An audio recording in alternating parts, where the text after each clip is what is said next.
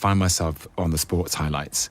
It's football. We did just find out Taylor Swift, big fan of a sourdough recipe blog. That very, very specific, but...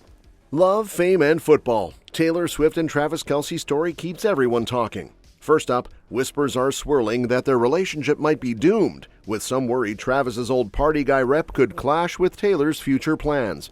And then came an awkward moment for Tom Hiddleston, who froze on live radio when his ex Taylor's name suddenly popped up. Meanwhile, Swifties are obsessed with Taylor warming up alongside the Kelce brothers for their viral New Heights episode. Oh my gosh, Jason. Ow now, brown cow. Ow now, brown cow. Unique New York. New York. See, now that's... I'm really excited! Here we go. Over in Kansas City, Travis's teammates admitted they were flat out starstruck seeing her at a game, joking, "Oh my God, Travis pulled Taylor Swift." And Kylie Kelce praised Taylor's badass one-liner on the podcast. TikTok sound from the other podcast that I can confidently say is one of the most badass things ever said on there. While Kelly Stafford marveled at her album reveal and time-bending energy. Not everyone is rooting for the Taylor-Travis love story. Some insiders are whispering that the relationship might be living on borrowed time, and it all boils down to one thing: Travis's party guy reputation. Yup, the same vibe that once made him the life of every room could now be the very thing putting cracks in his fairy tale with Taylor. She's said to be leaning more toward family vibes and nesting down the line, while he's still carrying the tag of the dude who never met a good time he didn't like. Cue the dramatic eye rolls. Now, Travis has supposedly been trying to shake off the whole party boy branding for a while. He's even talked about wanting to be taken seriously, but then again, people who've seen him in action can't help but laugh and say, old habits die hard. Let's be honest, once you're known as the guy dancing on tables at 2 a.m., that label tends to stick. An NFL insider, though, paints a slightly different picture. Apparently, Travis thrives on routine, structure, and the whole playbook life. But ever since he linked up with Taylor, things have been a little less structured. With the endless jet setting, public appearances, and after parties, some folks close to him worry he lost a bit of his focus last season. And in football, distractions can cost you more than just sleep. Now, he's 35, which in football years is basically grandpa territory, and balancing the NFL grind with the rockstar girlfriend lifestyle isn't exactly a walk in the park. His circle fears it's going to get harder, not easier, especially since Taylor's gearing up for her big The Life of a Showgirl era, while he's trying to lock in for another Chiefs season.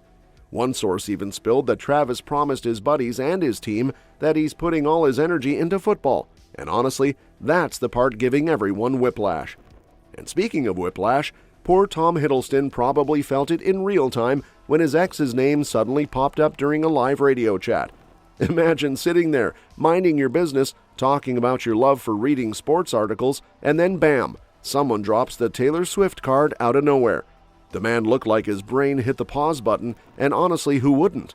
Nobody expects a casual NFL injury report convo to turn into a stroll down X lane. Tom was on Heart Radio with his The Life of Chuck co-star Karen Gillan, happily geeking out over tennis highlights and football write-ups when the host just casually swerved the convo toward Taylor's online habits. And not just any habits. Apparently she's now a full-blown NFL nerd scrolling injury updates and, wait for it, baking sourdough bread on the side. Yep, that's the kind of whiplash you can't stretch out. Tom, bless him, froze so hard you could practically hear Windows XP shutting down in the background. Luckily, Gillan jumped in like a pro wingwoman and cracked a joke about sourdough being some kind of Super Bowl Easter egg. Honestly, give that woman a medal. I find myself on the sports highlights.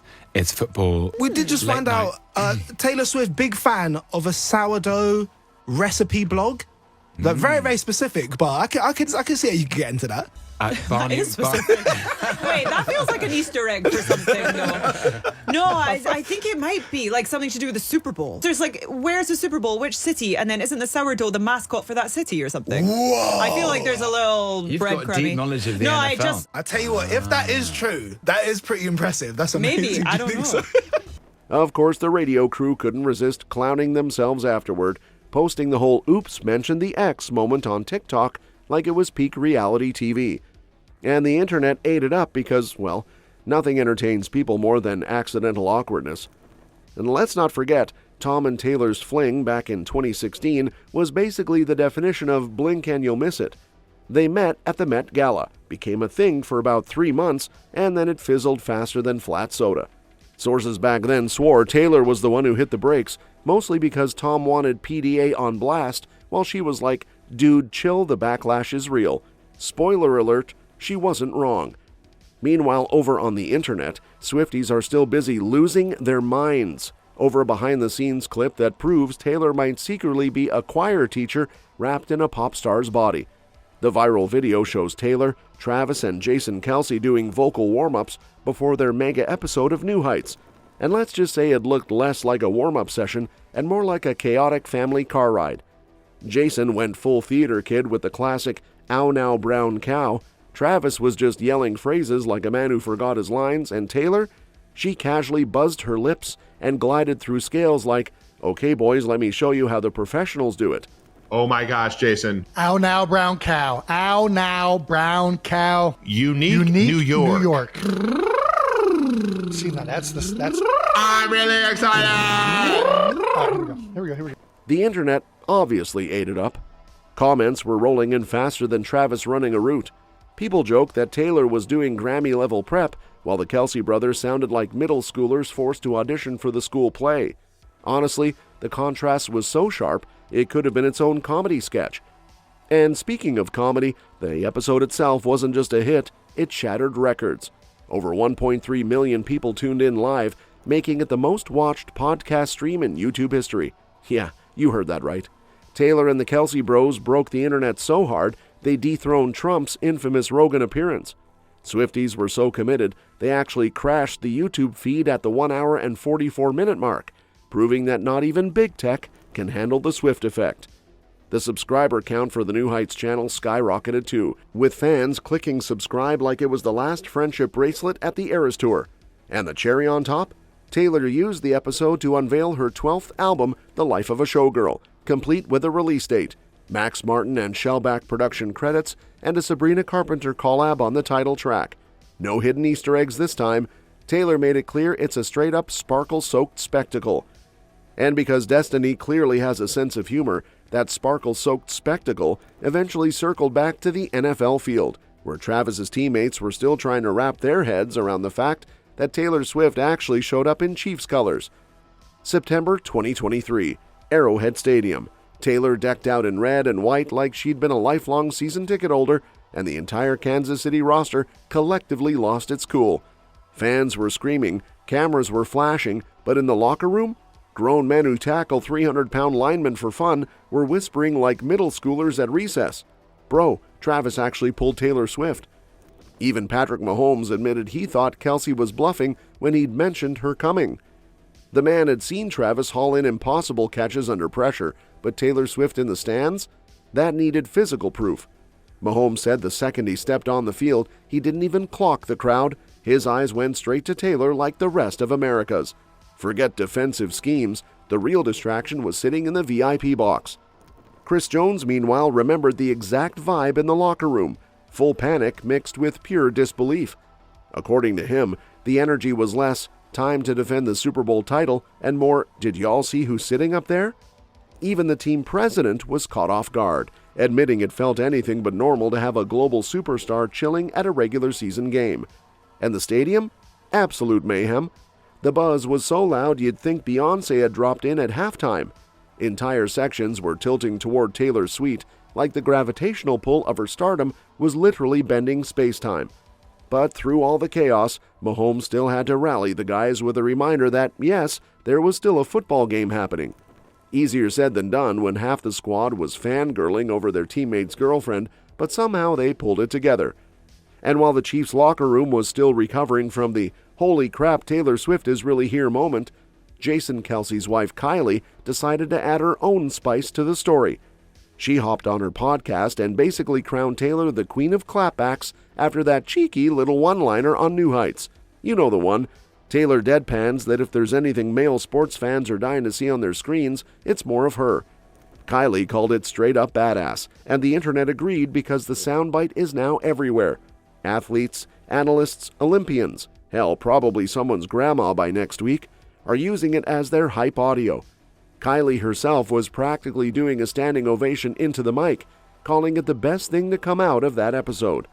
Men may grumble, but women in sports are blasting the audio like it's their personal theme song. There's a trending TikTok sound from the other podcast that I can confidently say is one of the most badass things ever said on there. And now it's being used by so many women across the sports world, including ESPN analyst Mina Kimes. I love all the women in sports that I have seen using this trend. Alona Mar, Livy Dunn, Nebraska volleyball team. There have been so many. But what's wild is that beneath the glittery chaos, the reason Taylor keeps describing this relationship as so high school has a lot to do with Travis himself. Turns out he's been a card-carrying Swiftie since before the world even knew they were dating.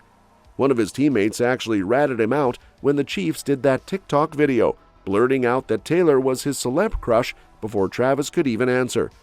The man tried to play it cool with a little mustache twirl, but yeah, he was caught.